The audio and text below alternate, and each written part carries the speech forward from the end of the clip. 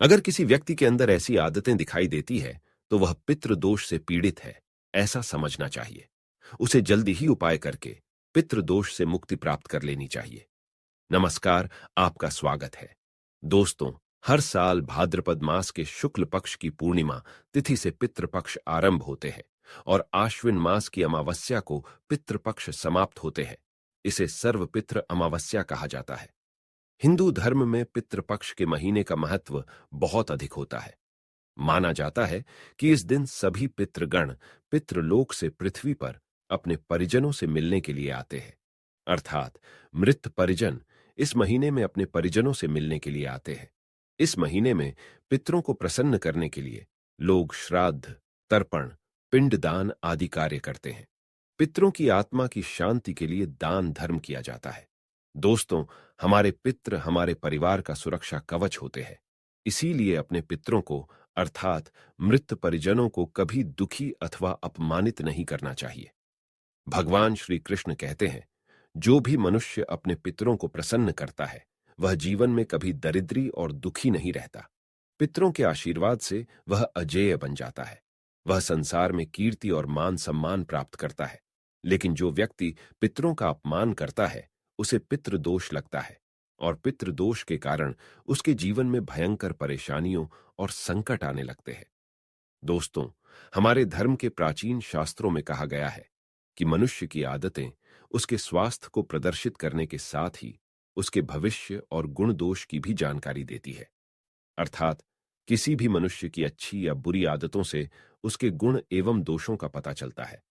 कई बार तो मनुष्य की कुछ अच्छी आदतें भी उसके ऊपर किसी प्रकार का दोष होने का संकेत देती है और मनुष्य के अंदर बुरी आदतें भी अनेक दोषों के कारण निर्माण होती है, जो धीरे धीरे उसका पतन कर डालती है। इसीलिए जल्दी ही इन दोषों का निवारण करना आवश्यक होता है, अन्यथा उस मनुष्य को धन, परिवार, व्यापार और भाग्य आदि से जुड़ी अनेक समस्याओं का सामना करना पड़ सकता है। शास्त्रों के अनुसार मनुष्य 3 प्रकार के दोषों से पीड़ित हो सकता है। पहला है कुंडली दोष, दूसरा है ग्रह दोष और तीसरा है पितृदोष। इन तीनों में से सबसे अधिक प्रभावशाली पितृदोष को ही माना गया है। गरुड़ पुराण में भगवान श्री कृष्ण ने पितृदोष के विषय में गरुड़ जी को बहुत ही महत्वपूर्ण बातें बताई है और पितृदोष निवारण के उपाय भी बताए हैं। पितृदोष के कारण मनुष्य का व्यापार और परिवार दोनों ही नष्ट हो जाते हैं। वह मनुष्य किसी भी काम को शांति और एकाग्रता से नहीं कर पाता है। पितृदोष से जो पीड़ित होता है उसके घर में हमेशा पारिवारिक कलह, झगड़े, तनाव, अशांति आदि समस्याएं निर्माण होने लगती है। उसके द्वारा शुरू किया हुआ हर कार्य बिगड़ जाता है। अचानक ही धन का खर्च होने लगता है। समाज में मान सम्मान में कमी आती है। कार्यस्थल पर अपमान का सामना करना पड़ता है। श्री कृष्ण कहते हैं, जिस मनुष्य को उसके पूर्वजों का आशीर्वाद नहीं मिलता है वह जीवन में कभी सफल नहीं हो पाता। मनुष्य को उन्नति के लिए पूर्वजों के आशीर्वाद की अत्यंत आवश्यकता होती है, किंतु पितृदोष के कारण मनुष्य का जीवन अस्त व्यस्त हो जाता है। उसे बार बार असफलता का मुंह देखना पड़ता है। इसीलिए पितृदोष को शांत करना अत्यंत आवश्यक होता है। दोस्तों, कई लोगों के पास कुंडली न होने के कारण उन्हें पितृदोष का पता नहीं चलता है, लेकिन शास्त्रों में ऐसे लक्षणों के बारे में बताया गया है। अगर किसी व्यक्ति में यह लक्षण दिखाई दे तो उस व्यक्ति पर पितृदोष है, ऐसा समझना चाहिए। शास्त्रों में 5 आदतों के बारे में बताया गया है। अगर व्यक्ति में ये आदतें दिखाई दे तो वह पितृदोष से पीड़ित है। उसे तुरंत ही पितृदोष को शांत करने के लिए उपाय करने चाहिए। आज हम आपको उन्हीं 5 आदतों के बारे में बताने जा रहे हैं जो पितृदोष के कारण निर्माण होती है। साथ ही जानेंगे पितृदोष को शांत करने के लिए कौन से उपाय करने चाहिए। अगर आप में इनमें से एक भी आदत हो तो आप यह उपाय अवश्य करें। सबसे पहली आदत, दोस्तों, जिन लोगों को पितृदोष होता है उनमें एक आदत सामान्य होती है। वो इंसान दिन भर अपने नाखूनों को खाता रहता है। अर्थात जो इंसान हर समय नाखून को चबाता रहता है वह पितृदोष से पीड़ित होता है। नाखून चबाना पितृदोष से पीड़ित होने वाले इंसान का एक लक्षण होता है। इतना ही नहीं, हमारे शास्त्रों में माना जाता है कि नाखून चबाने की आदत विरासत में प्राप्त होती है। अगर कोई भी व्यक्ति नाखून चबाता रहता है तो उसके पूर्वज अवश्य ही उससे क्रोधित होंगे या उससे संपर्क करने की कोशिश कर रहे होंगे। इतना ही नहीं, ज्योतिष शास्त्र के अनुसार नाखून चबाने से उस इंसान का सूर्य भी कमजोर हो जाता है, जिससे पितृदोष की पीड़ा और भी अधिक बढ़ जाती है।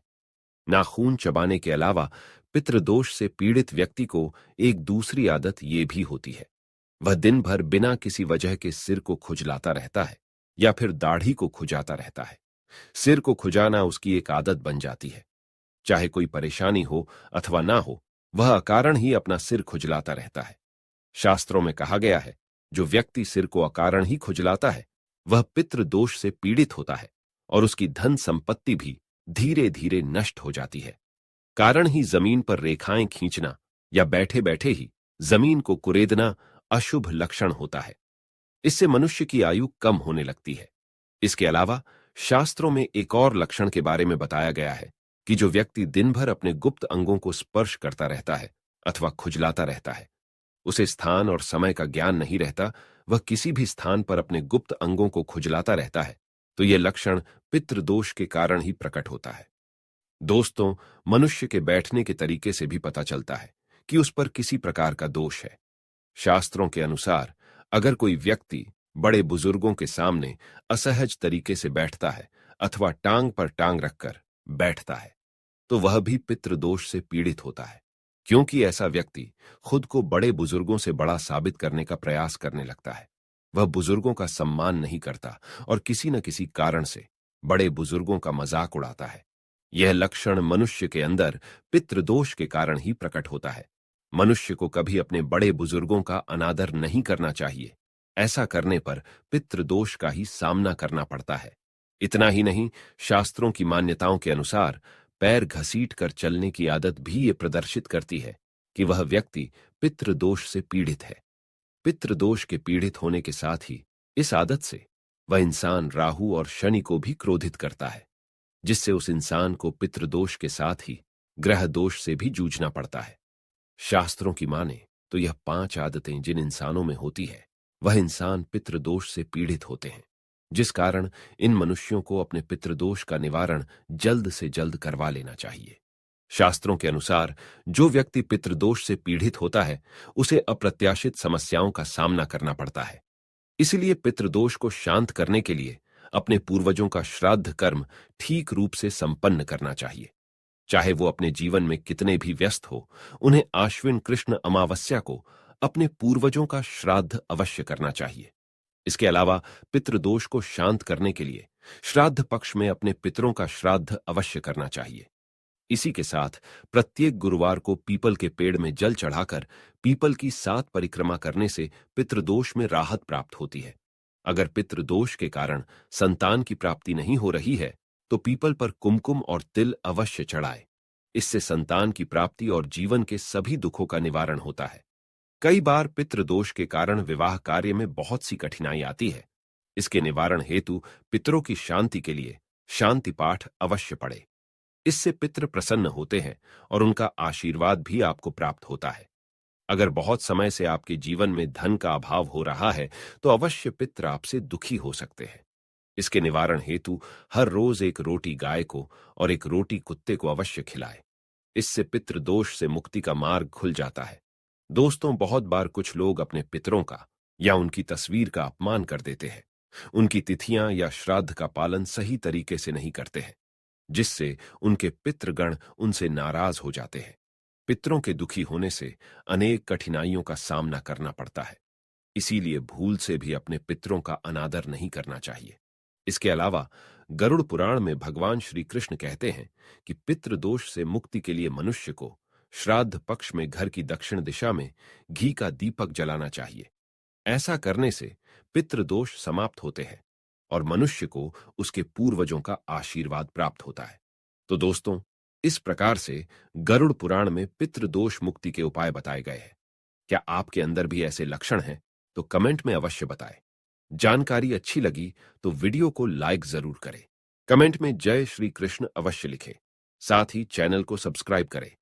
आप सभी का धन्यवाद।